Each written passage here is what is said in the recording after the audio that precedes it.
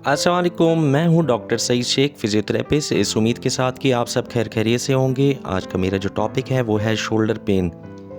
Shoulder pain की क्या वजूहत होती हैं और उसकी फ़िज़ियोथेरेपी ट्रीटमेंट हम क्या करवा सकते हैं।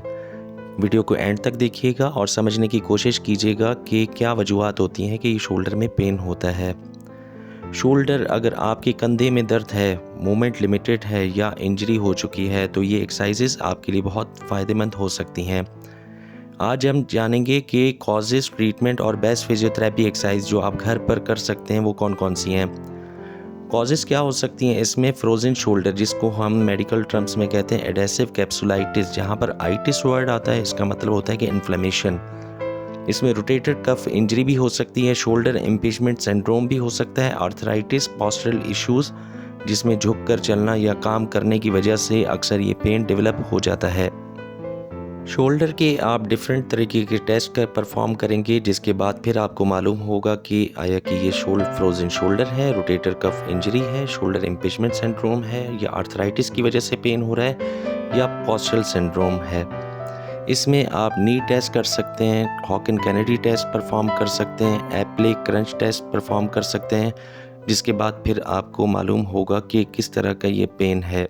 शोल्डर जॉइंट की ट्रीटमेंट करने से पहले सबसे पहले आप समझिए कि शोल्डर जॉइंट का स्ट्रक्चर कैसा होता है। ये एक बॉल एंड सॉकेट जॉइंट होता है जो 3 बोन से मिलकर बनता है, जिसमें scapula, clavicle and humerus. Scapula जिसको हम शोल्डर ब्लेड कहते हैं, क्लेविकल जिसको हम कॉलर बोन कहते हैं और ह्यूमरस अपर आर्म बोन। इस जॉइंट को सपोर्ट करने वाले मसल्स को रोटेटर कफ कहा जाता है, जो शोल्डर की मूवमेंट और स्टेबिलिटी को मेंटेन करता है।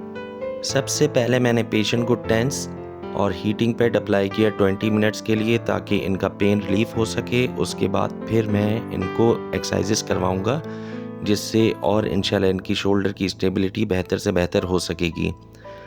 इसमें इम्पॉर्टेंट जो मसल्स होते हैं वो सुप्रास्पाइनेटस, इंफ्रास्पाइनेटस, टीरेस माइनर एंड सब स्कैपुलरिस। क्या क्या फंक्शन होता है इनका? सुप्रास्पाइनेटस का जो फंक्शन होता है वो शोल्डर को उठाना, infraspinatus and teres minor externally rotate करवाता है शोल्डर को, सब स्कैपुलरिस इंटरनल रोटेशन परफॉर्म करता है। शोल्डर पेन में एज अ फिजियोथेरेपिस्ट, फिजियोथेरेपी का एम ये होता है कि शोल्डर की मोबिलिटी और स्ट्रेंथ को वापस लेकर आएँ। इसमें कुछ बेसिक ट्रीटमेंट ये है, जिसमें हॉट पैक या कोल्ड पैक पेन और इन्फ्लेमेशन को कम करने के लिए आप 2 ये मेथड यूज़ कर सकते हैं। टेंस और ultrasound therapy muscle relaxation and healing के लिए आप अप्लाई कर सकते हैं। 20 मिनट्स पेशेंट के कंप्लीट हो चुके थे। अब मैं टेंस और हीटिंग पैड रिमूव कर रहा हूँ। इसके बाद फिर मैं वार्म अप एक्सरसाइजेस करवाऊंगा और फिर शोल्डर की मोबिलिटी इंप्रूव करने के लिए डिफरेंट तरह की एक्सरसाइजेस परफॉर्म करवाऊंगा। एक्सरसाइजेस आप किस तरीके से करवाएंगे? नेक एंड शोल्डर को स्ट्रेच करवाएंगे, ऊपर उठाएंगे हाथ को और 10 सेकंड तक होल्ड करवाएंगे। स्लो एक्सरसाइजेस आप परफॉर्म करवाएंगे ताकि पेशेंट को पेन ज़्यादा ना हो।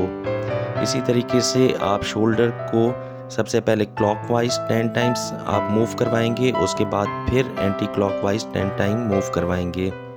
इस तरीके से आप डिफरेंट एक्सरसाइजेस ये परफॉर्म कर सकते हैं। फिर आप एल्बो को 90 डिग्री तक फोल्ड करेंगे और ऊपर की तरफ फ्लेक्शन और एक्सटेंशन करवाएंगे। उसके बाद एबडक्शन और एडक्शन, ये 4 एक्सरसाइजेस आप परफॉर्म करवाएंगे। देखिए किस तरीके से मैं परफॉर्म करवा रहा हूँ। आप बहुत इजीली घर पर ये सारी एक्सरसाइजेस परफॉर्म कर सकते हैं। क्लिनिक में मेरे पास जितने केसेस आते हैं, पेशेंट्स आते हैं, वो एक क्वेश्चन ज़रूर पूछते हैं कि डॉक्टर साहब क्या डायबिटीज़ की वजह से हमें ये फ्रोज़न शोल्डर हो सकता है? डायबिटीज़ तो हाँ, मेरा जवाब होता है जी हाँ। डायबिटीज़ के पेशेंट में शोल्डर पेन एक कॉमन प्रॉब्लम है, जो अक्सर फ्रोज़न शोल्डर या एडेसिव कैप्सुलाइटिस की वजह से हो जाती है। इस कंडीशन में शोल्डर जॉइंट की मोबिलिटी कम हो जाती है, पेन और स्टिफनेस डेवलप होना स्टार्ट हो जाती है और मूवमेंट रिस्ट्रिक्टेड हो जाती है।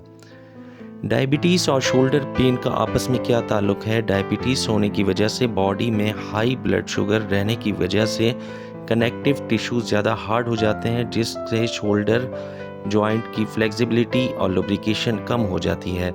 इस वजह से मूवमेंट मुश्किल हो जाती है और फाइब्रोसिस, जिसको हम स्कैरिंग कहते हैं, वो डेवलप होना स्टार्ट हो जाता है। इस वजह से शोल्डर जॉइंट जो है वो स्टिफ हो जाता है और मूवमेंट रिस्ट्रिक्टेड हो जाती है।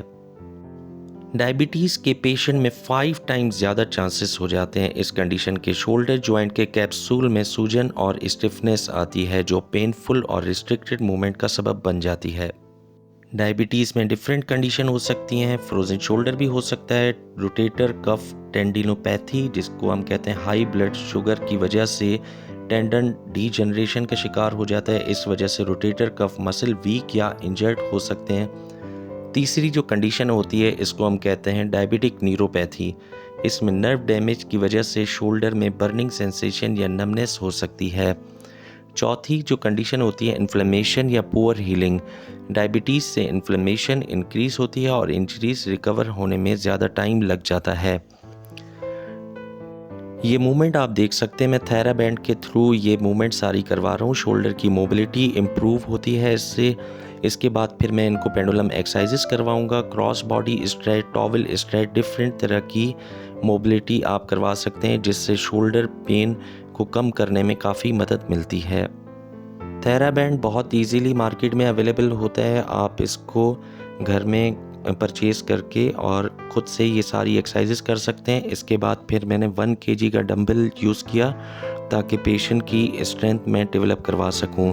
4 मसल्स जैसा कि मैंने आपको बताया था, supraspinatus, infraspinatus, subscapularis, teres minor, इन पर मेरा फोकस था। इन 4 मसल्स को मैं स्ट्रेंथन करूंगा ताकि पेशेंट अपनी जितनी फ़िज़िकल एक्टिविटी है वो अच्छे से अच्छे परफॉर्म कर सकें।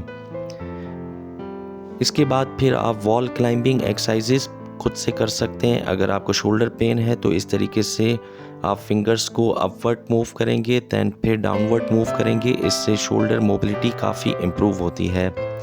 मेडिकल मैनेजमेंट की मैं बात करूं तो अगर आपको शुगर है तो उसमें ब्लड शुगर को कंट्रोल करेंगे। डायबिटीज़ को कंट्रोल रखना बहुत ज़रूरी है। पेन किलर में एनसेड का यूज़ करेंगे डॉक्टर के मशवरे से। स्टीरॉयड अगर सीवियर केसेस है जिसमें पेन कंट्रोल से बाहर है तो उसमें आप स्टीरॉयड का इंजेक्शन लगवाएंगे। ये आप देख सकते हैं, मैं पेशेंट को साइकिल अर्गोमीटर करवा रहा हूँ ताकि उनकी शोल्डर की फ्लेक्सिबिलिटी ज़्यादा से ज़्यादा इम्प्रूव हो सके। जब आप वार्म अप एक्सरसाइज करवाएंगे तो उसके बाद फिर मोबिलिटी एक्सरसाइज करवाएंगे जिसमें पेंडुलम एक्सरसाइजेस आप करवा सकते हैं। आर्म को रिलैक्स रख कर सर्कुलर मूवमेंट करवाएंगे। वार्म शोल्डर फ्लेक्शन जिसमें स्टिक या रॉड को दोनों हाथों से पकड़कर ऊपर ले जाएं, फिर वापस लेकर आइए। Shoulder external rotation, resistance band या टॉवल्स का इस्तेमाल करके वो एक्सरसाइज करवा सकते हैं। स्ट्रेंथनिंग एक्सरसाइज जैसा कि मैंने डंबल से यूज़ करवाया था, इनको डिफरेंट पोजीशंस में। आइसोमेट्रिक शोल्डर एक्सरसाइजेस, वॉल या रेजिस्टेंस बैंड का यूज़ करें। स्केपुलर रिट्रैक्शन, शोल्डर ब्लेड्स को स्क्वीज़ करें। Resistance band exercise, shoulder external और इंटरनल रोटेशन। इसके बाद आप स्ट्रेचिंग और कूल डाउन एक्सरसाइजेस करवाएंगे जिसमें cross body shoulder stretch, tricep stretch और स्लीपर स्ट्रेच। इस तरीके से डिफरेंट एक्सरसाइज परफॉर्म करके आप शोल्डर की मोबिलिटी को ज़्यादा से ज़्यादा अच्छे तरीके से इम्प्रूव कर सकते हैं। प्रिकॉशन या मिस्टेक्स को अवॉइड किस तरीके से आप कर सकते हैं, अगर आप एक्सरसाइज कर रहे हैं तो कुछ चीज़ों का ख्याल रखना बहुत ज़रूरी है। पेन होने पर एक्सरसाइज को फोर्स ना करें, गलत पोस्चर ना रखें वरना दर्द बहुत ज़्यादा हो सकता है। ज़्यादा वेट या रेजिस्टेंस का यूज़ ना करें अगर पेन हो रहा हो तो। चेयर पर बैठकर आप ये इंटर डिजिटल टेक्निक खुद से घर पर कर सकते हैं। अगर आपको शोल्डर पेन हो रहा हो तो इससे फ्लेक्सिबिलिटी काफ़ी अच्छी रहती है, शोल्डर की फ्लेक्सिबिलिटी इम्प्रूव होती है। पेन की शिद्दत बहुत ज़्यादा हो तो आप एनाल्जेसिक क्रीम का यूज़ कर सकते हैं जिसमें डीप हीट क्रीम यूज़ कर सकते हैं, वॉल्ट्रॉल जेल यूज़ कर सकते हैं। डिफरेंट एनाल्जेसिक क्रीम्स आती हैं, आप उनको यूज़ करके इस पेन को काफ़ी सबसाइड कर सकते हैं। अगर पेन किलर का मैं आपको कहना चाहूँ तो मसल रिलैक्सेंट आप नाइस, डिस्टल्जेसिक, रोटेक, उसके अलावा ट्रामाडोल, ये मेडिसिन्स यूज़ कर सकते हैं। लेकिन बेहतर ये होता है कि आप अपने फिजिशियन के मशवरे से इस्तेमाल कीजिए। ये देखिए कोन शेप कुछ स्ट्रक्चर हैं, इससे मैं डिफरेंट इनकी जो फिज़िकल वर्क है वो परफॉर्म करवाने की कोशिश कर रहा हूँ ताकि इनकी मोबिलिटी ज़्यादा से ज़्यादा इम्प्रूव हो।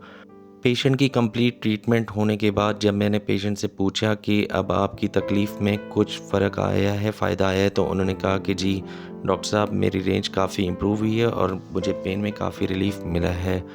मेरी वीडियो को ज़्यादा से ज़्यादा शेयर किया करें ताकि वो इलाके जहाँ पर फ़िज़ियोथेरेपी की सहूलत मैसर नहीं है तो वो वीडियो देखकर खुद से ही सारी एक्सरसाइज परफॉर्म कर सकें।